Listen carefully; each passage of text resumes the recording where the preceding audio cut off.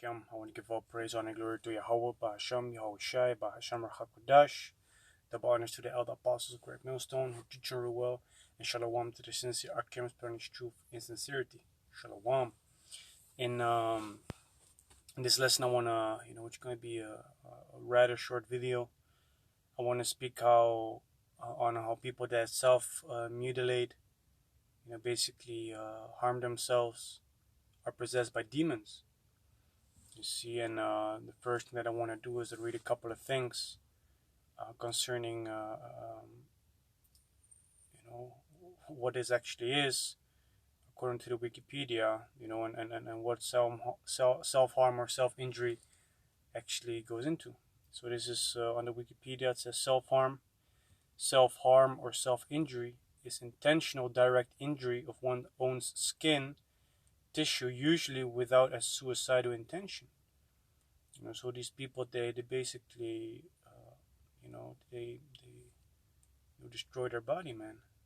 They make cuts in their skins, burn their skin, hit their heads against walls and things like that.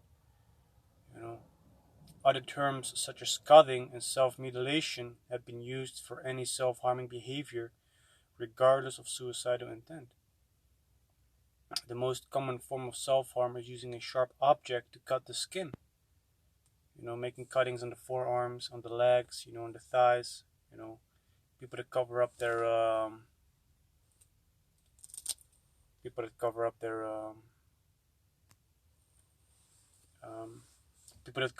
their arms with sleeves, and wear these clothing that cover themselves, Other forms include scratching, hitting, or burning body parts. Some people, they might use a cigarette and burn it in their arm, man. Earlier usage included interfering with wound healing, opening up the wounds, that get a little bit of a scab on it, a bit of a that starts the process of healing the skin, just removing it time and time again. Excessive skin picking, hair pulling, and the ingestion of toxins. Current usage distinguishes these behaviors from self-harm. Likewise, tissue damage from drug abuse or eating disorder is not considered self-harm because it is ordinarily an unintended side effect. So what I want to do next is I want to read a little bit concerning, what kind of mental disorder is put upon those people in this day and age. And then I want to go into the scriptures and show you that these people actually are possessed by demons that, cause them to experience such strong emotions and voices in their heads to provoke them to perform these horrible acts, man. So this is the sub-paragraph where it says cause. So what is the cause that people do these things, according to Esau? It says mental disorder. Although some people who self-harm do not have any form of recognized mental disorder, many people experiencing various forms of mental illnesses do have higher risk of self-harm. The key areas of disorder which exhibit an increased risk include autism spectrum disorders, borderline personality disorder, dissociative disorders, bipolar disorder, depression, phobias, and conduct disorders. No clue what conduct disorder is, but let me just look up that as well. It says conduct disorder is a mental disorder diagnosed in childhood or adolescence that presents itself through a repetitive and persistent pattern of behavior in which the basic rights of other or major age-appropriate norms are violated. These behaviors are often referred to as antisocial behaviors. So basically, let me see what it goes into.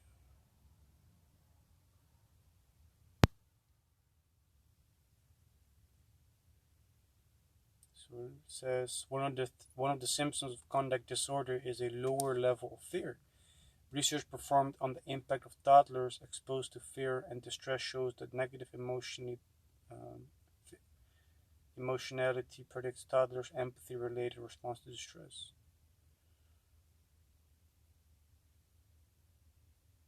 Increased instances of violent and antisocial behavior are also associated with the condition.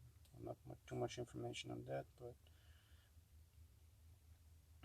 going back to the self-harm and the mental disorder where we left off, it says schizophrenia may also be a contributing factor to self-harm. Those diagnosed with schizophrenia have a high risk of suicide, which is particularly great in younger patients, as they may not have an insight into the serious effects that the disorder can have on their lives.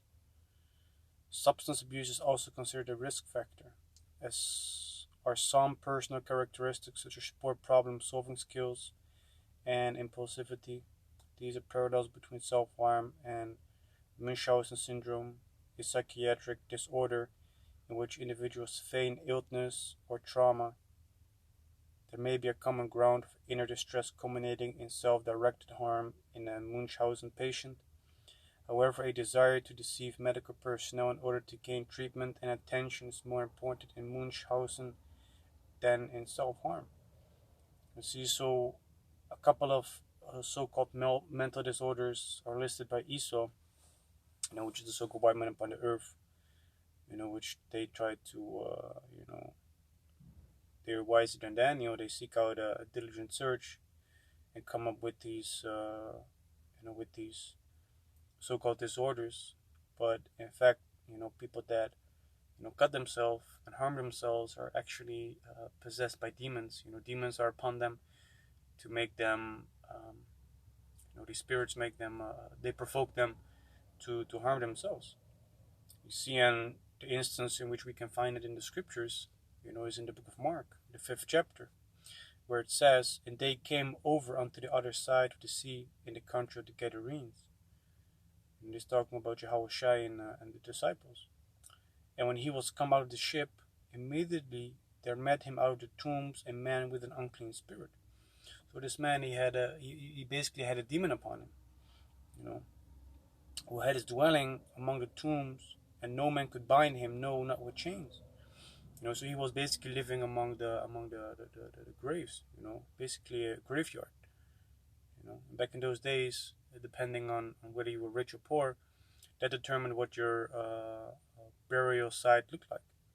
Because if you were rich, you would be placed into a hole in the rock, which would be sealed by a big boulder, which happened on the Yahawashi. You see, because I don't remember his name no more, but he provided the tomb for Yahawashi. You see. So it says, Mark 5:3, "Who had his dwelling among the tombs, and no man could bind him, no, not with chains, because that he had been often bound with fetters and chains, and the chains had been plucked asunder by him, and the fetters broken in pieces. Neither could any man tame him." So this man, that evil spirit upon him, made him also extremely strong. He was a very strong man, because of the demon that was upon him. Verse 5, "And always, night and day, he was in the mountains and in the tombs, crying and cutting himself with stones."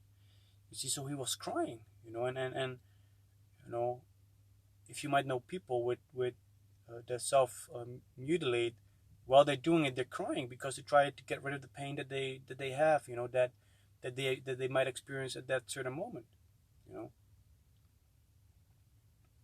So it shows you that the man that was possessed with the unclean spirit, he was crying and cutting himself, where there was in the arm and the legs, but it shows that he was cutting himself. We see that in this day and age, there are also people that do such a thing, that cut on their forearm. Verse 6, "But when he saw Yahawashi far off, he ran and worshipped him." Because the demon, the demon that was in the man, basically knew who Yahawashi was. Verse 7, "And cried with a loud voice and said, What have I to do with thee, Yahawashi, thou son of man, thou son of the Most High? I adjure thee by the Most High that thou torment me not. For he said unto him, Come out of the man, the unclean spirit. And he asked him, "What is thy name?" And he answered, saying, "My name is Legion, for we are many." So the man was possessed by a lot of demons, man. He had a lot of demons upon him, and one of those evil spirits, made the man cut himself. So going into Mark chapter 5, verse 1 all the way up to 9, we can see that the evil spirit made the man cut himself.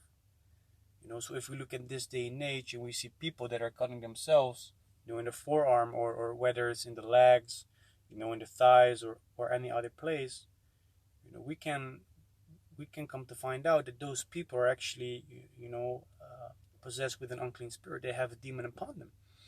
You see, so it's crazy, man. How these spirits have the power to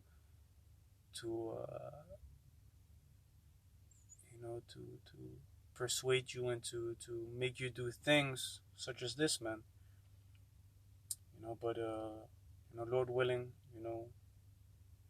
this lesson was edifying.